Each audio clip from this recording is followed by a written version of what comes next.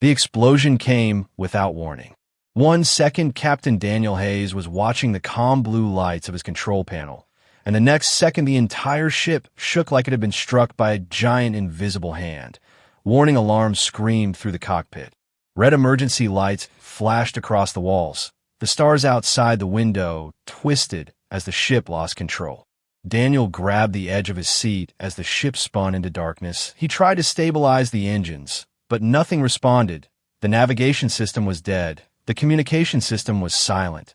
One by one, every screen in front of him went black. Then there was silence. Not the normal silence of space, but something deeper, heavier, like the universe itself had stopped breathing. Daniel's last memory was the sound of metal tearing apart and the cold rush of air leaving the cabin. When he opened his eyes again, he was not dead. He was lying on a smooth silver floor that felt warm under his hands. The air smelled clean, almost sweet. Nothing looked familiar. The ceiling above him was curved and glowing with soft white light. Strange symbols moved slowly across transparent walls like floating water. He forced himself to sit up. His body felt weak but unhurt. That was the first strange thing. If his ship had exploded, he should not be alive. Footsteps echoed behind him. Daniel turned slowly. 3 tall figures stood at the far end of the room. They were not human. Their skin had a faint silver glow. Their eyes were large and bright like polished crystal. They wore armor that looked grown, not built, smooth and shining, without sharp edges. Daniel prepared himself for pain or capture, but the aliens did not raise weapons. They did not rush him. Instead, they stood still, watching him carefully. One of them stepped forward and spoke in a calm, clear voice. "Human Captain Daniel Hayes," the being said, "you are safe." Safe. Daniel did not understand how they knew his name. He did not understand why they were speaking perfect English. His heart began to beat faster.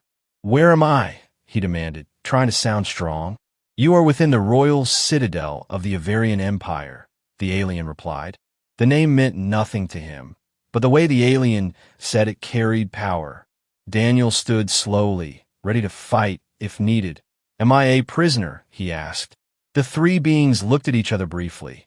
Then the leader shook his head. "No," he said calmly. "You are a guest." "A guest?" Daniel almost laughed. His ship was destroyed. His crew was gone. And he was now a guest inside an alien empire he had never heard of. 2 more guards appeared behind him, not holding weapons, but clearly guiding him forward. Daniel realized he had no choice but to walk. As they moved through the halls, Daniel saw more of the strange palace. The walls were tall and curved like the inside of a shell. Lights floated in the air like small stars. The floor shifted slightly under each step as if it were alive. Outside the large transparent walls, he saw a city stretching into the sky. Towering structures shaped like crystal mountains glowed in soft colors. Ships moved silently between them, faster and smoother than anything humans had built. This was not a small civilization. This was power. The guards stopped before massive golden doors that slowly opened without sound. Inside was a large chamber filled with soft light. At the center stood a single figure. She was different from the others. Her armor was not silver. It shimmered with faint blue and violet light. A thin crown rested above her smooth forehead. Her eyes were calm but intense, watching him like she already understood everything about him. The guards stepped back, leaving Daniel alone in the center of the chamber. The figure walked toward him slowly, each step silent, controlled. "This is Princess Liara of Avaria," one of the guards announced softly. "Princess." Daniel straightened himself, trying not to show fear. She stopped only inches away from him, close enough for him to see tiny patterns glowing beneath her skin like moving constellations. "You survived the destruction of your vessel," she said quietly. Her voice was softer than the others, but carried authority. "That alone is remarkable." Daniel met her eyes. "What do you want from me?" he asked. For a long moment, she said nothing. She simply studied him as if he were something rare and valuable. Then she leaned closer, so close that he could feel the warmth of her breath against his ear. "You will be the father of my children," she whispered. The words hit him harder than any explosion. Daniel stepped back in shock, his mind racing. "What?" he said under his breath. The chamber remained silent. The guards did not react. It was as if they already knew. Princess Liara's eyes did not change. There was no humor in them. No threat either. Only certainty. Outside the massive windows, the alien city glowed peacefully, but Daniel felt as if the entire universe had just shifted. He was alone, far from Earth, inside the most powerful empire he had ever seen, and the alien princess standing before him had just changed his future with a single whisper. If you enjoy stories like this and want to see what happens next, gently consider subscribing to this channel so you do not miss the next part of this journey. Daniel did not sleep that night. The chamber they gave him was larger than his entire cabin on the human ship. The walls shimmered with soft blue light, and the air felt perfectly balanced, not too warm, not too cold, but comfort meant nothing to him now. Her words repeated in his mind again and again. "You will be the father of my children." It did not sound like a request. It sounded like a decision already made. He stood near the wide, transparent wall and stared at the alien city below. Towers of crystal rose into the sky. Streams of glowing vehicles moved in silent order. Everything looked peaceful, powerful, perfect. But perfection often hides cracks. The door behind him opened without sound. Daniel turned quickly, ready for anything. Princess Liara entered alone, without guards, without armor. She wore a simple, flowing robe of silver fabric that seemed to move like liquid light. "You are not afraid," Daniel said carefully, watching her hands. "I do not need to be," she replied calmly. She walked closer but kept a respectful distance this time. Her eyes studied him, not like a scientist studying an experiment, but like a leader measuring a possibility. "You deserve answers," she said. Daniel crossed his arms. "Yes, I do." She gestured toward the city beyond the glass. "What you see is strength," she began. "What you do not see is decline." Daniel remained silent, listening. "For thousands of cycles, the Avarian Empire has ruled this sector of the galaxy," she continued. "We conquered wars, we mastered science, we shaped worlds." Her voice lowered slightly. "But we lost something essential." Daniel narrowed his eyes. "Our species can no longer reproduce naturally," she said plainly. "Our children are created through controlled genetic systems, artificial methods, precise and efficient, but each generation grows weaker." Daniel frowned. "Weaker how?" "Emotionally disconnected," she answered. "Less adaptable, less creative, less resilient." She looked directly into his eyes. "Less alive." The word carried weight. Daniel felt a strange chill. "Our scientists search for the cause," she continued. "We believe it was environmental, we believed it was radiation, we believed it was time." She paused. "It was none of those things." Daniel waited. "It was the loss of natural emotional bonding," she said. He blinked, not understanding. "You humans form deep, emotional connections," she explained. "Family bonds, love, loyalty, sacrifice. Your biology responds to it. Your DNA evolves with it." She stepped closer again. "You fight harder for those you care about. You survive impossible conditions. You adapt faster than any species we have studied." Daniel's jaw tightened. "You have been studying us." "For decades," she answered calmly, quietly from a distance. A heavy silence filled the room. "You are not the first human we observed," she continued, "but you are the first to survive direct contact." Daniel felt anger rise in his chest. "So my crew," he started. "They are gone," she said softly. "Not by our choice. Another faction attacked your vessel." Daniel froze. "Another faction?" She nodded slowly. "There are those within our empire who believe humanity is a threat," she said. "They believe your emotional strength makes you unpredictable." "And dangerous," Daniel said quietly. "Yes," she replied. He turned away, running a hand through his hair. "So this is political." "It is survival," she corrected him. She walked beside him and looked out at the glowing city. "If our species continues as we are, within 3 generations we will collapse," she said. "Our empire will fracture, our enemies will invade, billions will die." Daniel looked at her carefully, searching for deception. He found none, only determination. You believe mixing human genetics with yours will fix this, he said. Not just genetics, she replied, bonding. She faced him fully now. I do not seek a donor, she said firmly. I seek a partner. The word hung in the air. Daniel's mind raced. Earth was far away, possibly in danger, his ship destroyed, his future uncertain. You expect me to agree to this? He asked slowly. No, she said calmly. The answer surprised him. I expect you to understand what is at stake, she continued, and then choose. Choose, he repeated. Yes, she said, because forced bonding would fail. It must be willing real. Daniel studied her again. Try to see past the calm surface. You could simply take what you need, he said quietly. She shook her head. That would make us no better than the warlords who destroyed your ship, she replied. Her honesty unsettled him more than threats would have. Why me? He asked finally. She looked at him in a way that felt almost personal.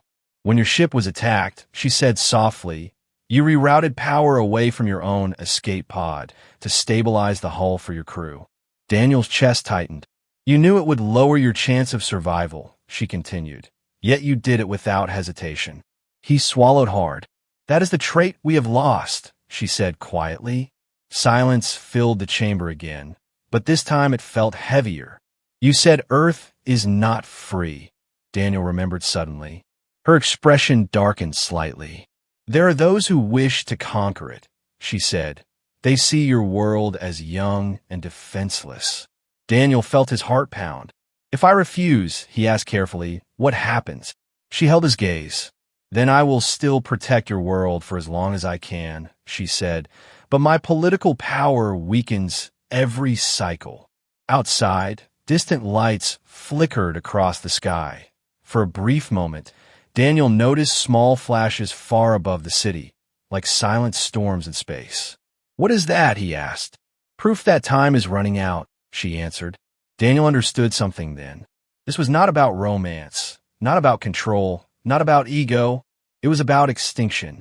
And somehow, without asking for it, he had become the center of a decision that could shape two civilizations. Princess Liara stepped back slightly, giving him space. I will not force you, she said quietly, but others will not be so patient.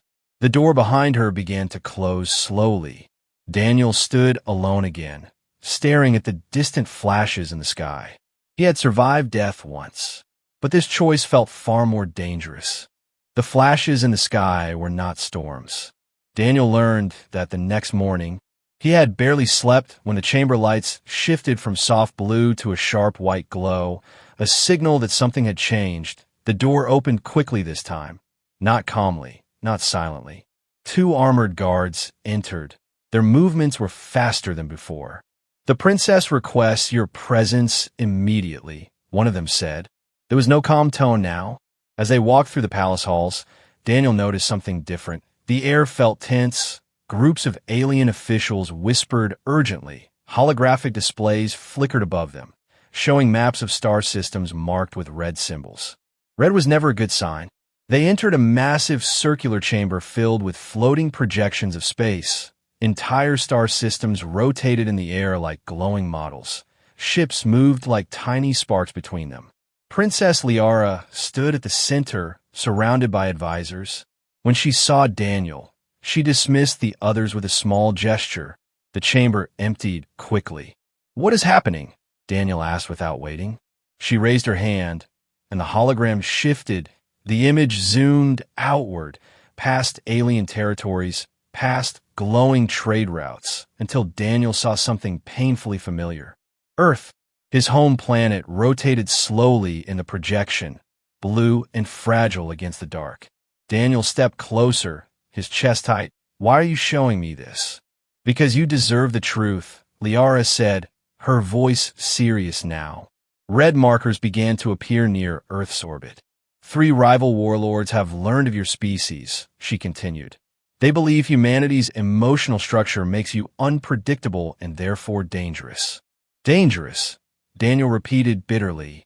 Yes, she said, they believe if humans are allowed to grow and expand into space, you will not submit easily. Daniel watched as small triangular symbols representing fleets moved closer to Earth. How long? He asked quietly. At their current speed, less than 2 of your months, she answered. The words felt like a physical blow. Earth had no idea, no advanced defense system, no interstellar fleet. Humanity still struggled with its own internal conflicts. They cannot even see this coming, Daniel said under his breath. No, Liara agreed. They cannot. The hologram shifted again, showing a much larger fleet on the opposite side of the projection. That is my fleet, she said, positioned between them and Earth. Daniel turned to her sharply. You are protecting us. For now, she replied. For now, he repeated. My political opponents grow stronger each cycle, she explained. They argue that protecting humanity is a waste of resources.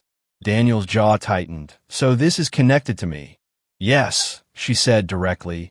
If you stand beside me, if our alliance becomes public, it strengthens my position. And if I refuse, he asked. She did not look away. Then they will call humanity insignificant. The silence between them was heavy. Suddenly, one of the chamber doors burst open. A tall, armored alien stepped inside without waiting for permission. His armor was darker, edged with sharp silver lines. His eyes were colder than the others Daniel had seen. Princess, the general said, his tone formal but sharp, the outer defense line has been breached. Daniel felt the room tighten. Liara remained calm. Report. A rebel strike fleet has engaged our forward ships, the general replied. They claim Earth must be eliminated before human expansion begins. Daniel stared at the hologram as small flashes of light erupted near the defensive fleet. They are attacking already, he said. Yes, Liara answered. And this is only a test. The general's eyes shifted toward Daniel, studying him with open suspicion. This human is the reason, the general said coldly. Daniel met his gaze without stepping back. No, Daniel replied evenly. Your fear is the reason. The general's eyes narrowed. Liara raised her hand, silencing both of them. We do not have time for pride, she said firmly. The hologram zoomed in on the battle. Alien ships moved in perfect formation, firing beams of controlled energy that cut through space silently. Explosions flashed like distant stars dying. Daniel's heart pounded. Show me their formation, he said suddenly. Liara glanced at him, surprised, but adjusted the projection. The rebel ships were arranged in a wide arc, with heavier destroyers in the center and smaller fast attack vessels circling the sides. They are trying to draw your fleet outward, Daniel said quickly. The general looked at him with irritation. You understand nothing of our warfare. Daniel ignored him. They want your center to advance. Then their side ships will flank and cut off retreat. Liara's eyes sharpened as she studied the projection again. He may be correct, she said quietly. The general hesitated. If your side wings tighten inward instead of expanding, you trap them instead. Daniel continued, his voice growing more confident. The room fell silent. Liara gave the command instantly, her voice echoing through unseen communication channels. On the hologram, the alien fleet shifted formation, closing inward instead of spreading out. Moments later, the rebel ships found themselves caught in a narrowing corridor of fire, their formation collapsing. Several red symbols disappeared from the display. The general stared at Daniel, not with anger now, but with reluctant recognition. You see patterns quickly, Liara said softly. Daniel did not feel pride, only urgency. They will not stop, he said. They will regroup and come again. Yes, she agreed. The battle outside the system ended quickly, but the message was clear. Earth had been noticed. Daniel stared at the rotating image of his planet again. If he did nothing, humanity would be wiped out before it even reached the stars. If he agreed to stand beside the princess, he would tie Earth's fate to an alien empire at the edge of civil war. Either way, there was no return to his old life. Liara stepped beside him, looking at Earth with quiet intensity. They believe humans are weak, she said. Daniel's eyes hardened. They have no idea, he replied quietly. The victory at the outer defense line did not bring peace. If anything, it made the palace more dangerous. Word of Daniel's tactical suggestions spread faster than anyone expected. Officers whispered about the human who saw through rebel strategy in seconds. Some spoke with respect, others with fear. Respect could build alliances. Fear could start wars.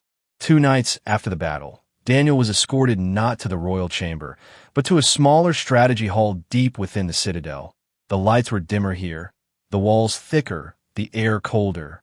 Princess Liara stood beside a long projection table showing the structure of the empire itself. Dozens of star systems connected by glowing lines. Some lines were stable and bright. Others flickered weakly. "We have a problem," she said quietly when Daniel entered. Before he could answer, the doors sealed shut behind him with a heavy metallic sound. A new hologram appeared above the table. It showed a gathering of high-ranking military leaders, including the same dark armored general from before, General Valor. "They have called for an emergency council vote," Liara explained. "About Earth," Daniel guessed. "About you," she corrected. The projection zoomed closer, showing Valor speaking to a circle of commanders. His voice could not be heard, but his gestures were sharp and forceful. "He claims you manipulated our fleet," Liara said, "that your involvement in military strategy proves humans seek control." Daniel felt a slow burn of anger. "I helped you win." "Yes," she said, "and that is what frightens them." The doors at the far end of the chamber suddenly opened without warning. General Valor entered in person, not as a projection. His armor seemed darker than before, edged with glowing red lines that pulsed faintly. "You speak of fear," Valor said coldly, "yet you invite it into our empire." Daniel stood still, meeting his gaze. Liara remained composed. "This is a private council chamber, General." Valor stepped closer, his presence heavy, dominating the space. "Nothing is private when the survival of our species is at risk," he replied. Daniel noticed something then. 2 additional officers stood behind Valor, their hands resting near concealed weapons. This was not a discussion. It was a move. "You push for alliance with an untested species," Valor continued. "You risk our fleets, our resources, our authority." "I protect our future," Liara answered firmly. Valor's eyes shifted to Daniel again. "And you trust him." "I do," she said without hesitation. That single sentence changed the air in the room. Valor's expression hardened. "Then you are blinded," he said quietly. The lights flickered. Daniel's instincts reacted before his mind did. He stepped slightly in front of Liara, as the chamber's energy field suddenly destabilized. A sharp pulse ran through the walls. "This chamber is shielded," Liara said sharply. "How did you bypass?" Valor raised his hand, and the doors behind him sealed shut again, this time from the inside. "You focus on external threats," Valor said calmly, "while the true threat stands beside you." Daniel realized too late what was happening. This was a coup. Without warning, the 2 officers behind Valor drew compact energy weapons. A flash of bright red light shot across the chamber. Daniel pushed Liara aside just as the blast struck the projection table, shattering it into fragments of light. The room filled with smoke and sparks. Guards outside pounded against the sealed doors, but the internal locks held. Valor moved faster than Daniel expected, drawing a blade of condensed energy from his armor. The weapon hummed with lethal precision. "You are weak," Valor said to Liara. "You gamble our empire on emotion." Daniel grabbed a fallen metallic rod from the broken table structure, blocking Valor's first strike just inches from Liara's position. The impact sent a shock through his arms. He was not fighting a human opponent. Valor was stronger, faster, trained from birth for combat. But Daniel had something else. Unpredictability. He did not move with perfect discipline. He moved with instinct, with desperation. He ducked under a second strike, rolled across the floor, and kicked one of the armed officers off balance. The officer's weapon fired wildly, striking the ceiling instead. Liara regained her footing and activated a concealed device at her wrist. A thin energy shield expanded around her, blocking another blast. Valor pressed forward relentlessly. You see, Valor growled as their weapons clashed again. He brings chaos. Daniel's muscles burned as he struggled to keep up. Maybe, Daniel said through clenched teeth, but chaos wins wars. With a sudden shift in movement, Daniel dropped low instead of blocking high, causing Valor's blade to slice empty air. In that brief opening, Liara struck. A focused beam of blue energy hit Valor's armor directly at the chest. For a moment, nothing happened. Then the red glow along his armor flickered violently. The chamber doors finally burst open from outside as royal guards forced entry. Valor stepped back, surrounded now, but he did not look defeated. "This is not over," he said calmly. "The council will decide your fate." His officers were restrained instantly. Valor allowed himself to be taken without resistance. The chamber fell into heavy silence, smoke drifting slowly toward the ceiling. Daniel stood there breathing hard, realizing how close it had been. Liara lowered her shield slowly, her expression no longer calm. "They moved sooner than expected," she said quietly. Daniel looked toward the shattered table, the broken hologram of the Empire still flickering weakly on the floor. "This was never just about Earth," he said. "No," she replied. "It is about control." Outside the chamber, alarms began to echo through the citadel, not from external attack this time, but internal division. The Empire was splitting from within, and now Daniel was no longer just an outsider caught in alien politics. He was a symbol, to some hope, to others threat, and the next move would decide whether the Avarian Empire stood united against the coming war, or tore itself apart before the enemy even arrived. The arrest of General Valor did not stop the storm. It only removed the mask. Within hours, multiple outer colonies declared their loyalty to Valor's ideology, not openly calling it rebellion, but refusing to follow direct orders from the princess. Supply routes slowed, communication channels flickered with coded messages, entire fleets stopped responding. The Empire was cracking from the inside. Daniel stood beside Princess Liara in the central command chamber as dozens of holographic battle maps surrounded them. The room was alive with tension. Officers moved quickly between stations. Voices overlapped in urgent reports. "They are mobilizing near the Carthos belt." One commander reported, 5 heavy cruisers, 12 destroyers. Another voice cut in. "Long-range scans confirm additional fleets entering rebel-controlled space." Liara's expression remained calm, but her eyes revealed the weight of the moment. "This is no longer political resistance," she said quietly. "This is open war." Daniel stared at the expanding red zones across the projection. Each red mark represented ships capable of destroying entire cities. "And Earth?" he asked. A new projection formed above them, showing the solar system once again, this time with more red symbols creeping closer. "The rival warlords have seen our internal conflict," Liara explained. "They believe we are distracted." "They are right," Daniel said under his breath. A sharp tone echoed through the chamber. A transmission request from an unknown fleet. On screen, Liara commanded. The hologram shifted, revealing a massive alien warship unlike any Daniel had seen before. Its hull was jagged and dark, covered in weapon arrays and glowing red cores.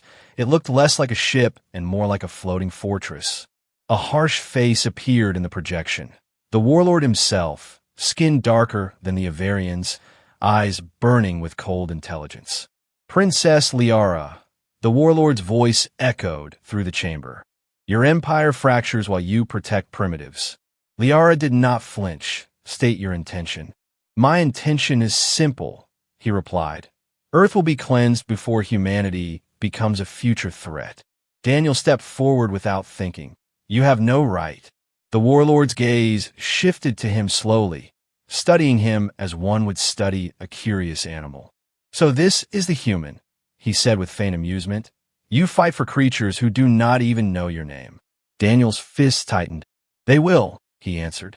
The warlord's expression hardened. "Then let them remember you as the cause of their extinction." The transmission cut abruptly. A second later, alarms exploded across the chamber. Enemy fleet entering defensive perimeter, an officer shouted. The holographic map filled with hostile signals, dozens of ships dropping out of faster-than-light travel in perfect attack formation. They are not waiting, Daniel said. No, Liara agreed. They believe speed will break us. She turned to her commanders instantly, her voice sharp and commanding. Activate full defense grid, deploy 1st and 3rd fleets, seal all civilian transport routes.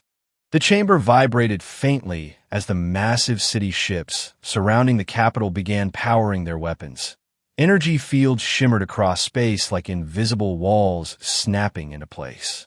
Daniel watched as the first exchange of fire erupted on the hologram. Bright beams cutting across the dark void, ships exploding in flashes of white and red. This is because of me, he said quietly. Liara looked at him firmly. This is because they fear change. A violent tremor shook the command chamber as one of the outer defense platforms was destroyed. Platform 7 has fallen, an officer reported urgently.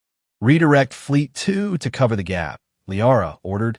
Daniel studied the enemy formation carefully, his mind racing. They are concentrating on one sector, he said. They want you to overcommit your capital fleet. Liara understood immediately. If we move everything to defend here, Earth becomes exposed. And that is exactly what they want, Daniel replied. Another officer turned toward them. Princess, we are detecting a secondary fleet separating from the main force. The hologram zoomed out, showing a smaller but still deadly group of ships breaking away and shifting course, not toward the capital, but toward the outer systems, toward the direction of Earth. Daniel's heart pounded violently. They planned this, he said. Yes, Liara replied calmly, though her voice was tighter now. A distraction and a strike force. Give me a ship, Daniel said suddenly. Several officers stared at him in disbelief. You are not trained in a Varian fleet command. One of them protested. Daniel did not look away from the projection. But I understand how humans think, he said, and they are underestimating that. Liara studied him for a long second, then made her decision. Assign him command of the Interceptor Squadron, she ordered. The chamber fell silent. Princess, an officer began. That is my command, she said firmly. Within minutes, Daniel found himself inside the cockpit of an alien interceptor ship. The controls were unfamiliar but intuitive, responding to touch and thought through a neural interface. Outside the transparent canopy, dozens of sleek Avarian fighters formed around him in tight formation. Interceptor Squadron awaiting command. A pilot's voice echoed through his mind via shared link. Daniel took a slow breath, looking at the distant cluster of enemy ships heading toward Earth's path. He was no longer a captain of a small exploration vessel. He was about to lead an alien fleet into war. Stay close, Daniel ordered calmly. We hit fast and break their formation before they reach warp speed. The engines roared silently as the squadron launched forward, stars stretching into lines of light around them. Behind him, the capital burned with flashes of battle. Ahead of him, Earth's fate moved closer with every second. And for the first time since waking in the alien palace, Daniel understood something clearly. This was no longer about survival. This was about proving that humanity was not prey, but something far more dangerous. The Interceptor Squadron tore through space like a blade of light. Daniel felt the alien ship respond to his thoughts. The controls no longer felt foreign. They felt alive. The neural interface linked to his mind, translating instinct into motion, fear into speed. Ahead of him, the enemy strike fleet moved in cold precision, their engines glowing deep red as they prepared to jump toward Earth's system. They will reach warp in 90 seconds. One of the Avarian pilots transmitted through the shared link. 90 seconds is enough, Daniel replied calmly, though his pulse thundered in his ears. He studied their formation quickly. The smaller ships guarded the heavier cruisers from the sides, protecting the warp cores located at the center. They believe we will target their weapons, Daniel said to the squadron. We target their engines. There was a brief silence, then a single reply. Understood. Daniel pushed the interceptor forward at full acceleration. The stars bent into streaks of white. The enemy ships grew rapidly larger in his view. Break formation on my mark, he ordered. Split into 3 waves and converge on their central cruisers. The enemy fleet reacted the moment they detected his approach, defensive turrets igniting with streams of red energy. Mark, Daniel said sharply. The squadron scattered like sparks from a flame, moving in unpredictable angles, not in perfect symmetry like a variant doctrine, but in sharp human instinct. Enemy targeting systems struggled to lock onto them. Their patterns were too chaotic. Daniel dug beneath one of the cruisers, skimming dangerously close to its armored hull. He fired a concentrated burst directly into the glowing engine core. The impact sent a violent surge through the cruiser, its red warp charge flickering wildly. One cruiser lost stability, then another. But the enemy commander adapted quickly. Heavy destroyers rotated inward, creating a wall of fire between Daniel's squadron and the remaining warp-capable ships. Casualties rising. One pilot reported. Daniel saw 2 friendly interceptors vanish in sudden bursts of light. He felt the weight of command press down on him. Every decision now carried lives. They are regrouping. Liara's voice suddenly echoed through the neural link, calm but strained. Daniel, their primary warship has activated something we have not seen before. A massive signature appeared on his display. The central warship in the enemy fleet began glowing with deep crimson energy. They are charging a long-range planetary weapon, Liara said quietly. Daniel's breath caught. Target, she continued. Earth. Time seemed to slow. The weapon charge built rapidly, energy condensing into a single focus core. If that fires, one pilot whispered through the link. It will not, Daniel said firmly. He adjusted course immediately, flying directly toward the massive flagship, ignoring the destroyers surrounding it. Daniel, that is a suicide path, Liara warned. Maybe, he answered, but humans are good at impossible. He redirected all power to forward shields and engines. The interceptor shaking violently as enemy fire struck it repeatedly. Warning signals flashed across his vision. The flagship's weapon reached near full charge, a sphere of condensed energy forming at its bow. Impact in 30 seconds, Liara reported softly.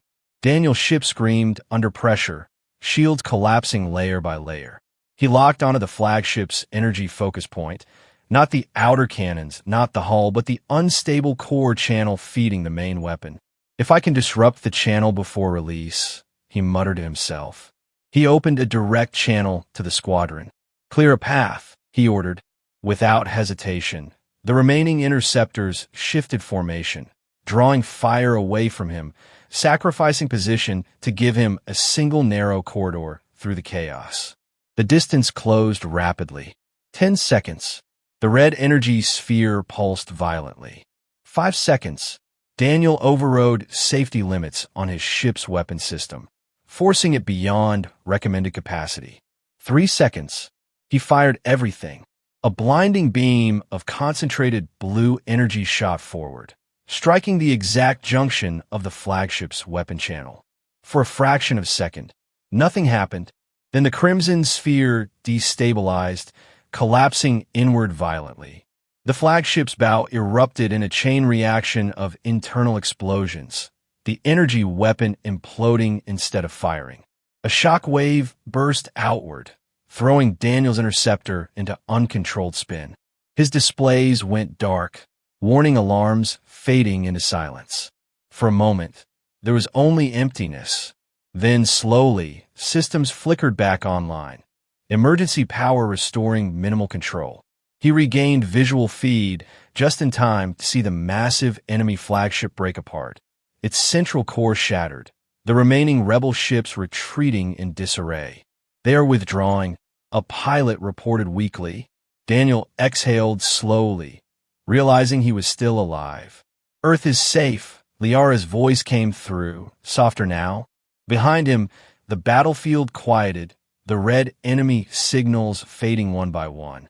But victory did not feel simple. Several interceptors were gone, names erased from the shared link forever.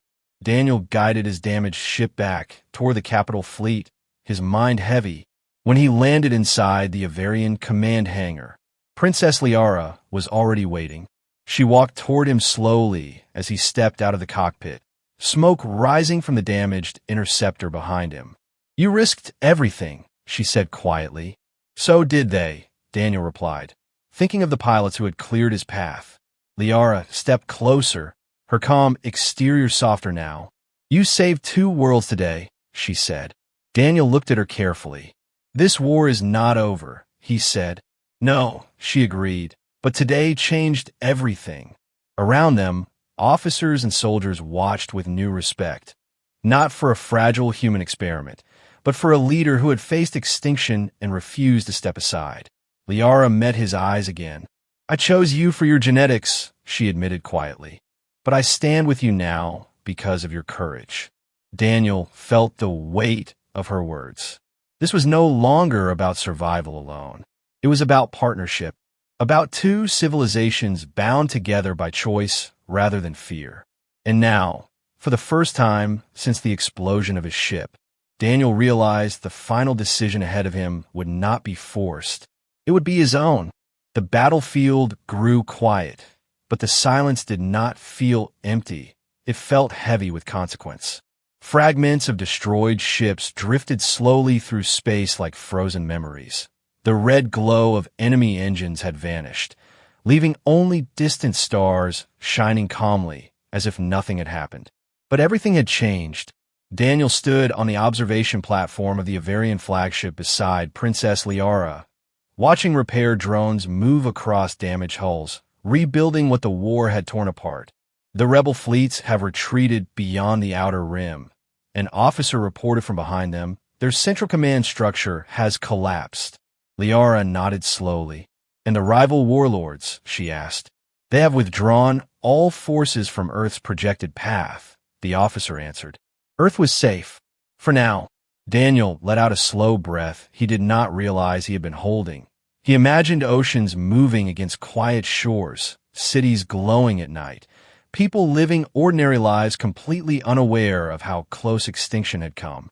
"They will never know how close it was," he said softly.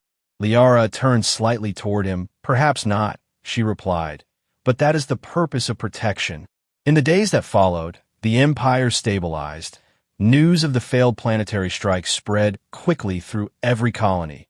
Many who had doubted Liara's leadership now saw the truth. The human had not brought chaos. He had brought survival. General Vaylor and his supporters faced trial before the High Council. The proceedings were swift. The Empire could not afford further division.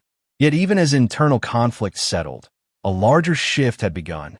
A transmission was prepared for Earth, not a warning, not a threat, but an introduction. Daniel stood in the Grand Chamber once more, the same chamber where he had first heard the words that changed his life. This time, he stood by choice, not confusion, not fear. "You do not have to do this," Liara said quietly beside him. "Yes," Daniel answered calmly, "I do." The transmission beam activated, crossing unimaginable distance in moments, reaching human satellites, then governments, then screens across the world. For the first time in history, humanity saw beyond its sky. Daniel appeared before his own species again, not as a lost captain, but as something new. He spoke clearly, simply, explaining the truth without panic, without exaggeration. He spoke of war avoided, of alliance offered, of a future that no longer belonged only to one world. Shock spread across Earth, fear, disbelief, wonder. But beneath it all, something stronger began to grow. Hope. Back in the chamber, Liara watched carefully, measuring the reaction through countless data streams. "They are afraid," she observed. "They should be," Daniel replied gently, "but humans adapt." He knew it was true. Humanity had always faced the unknown with hesitation, then courage.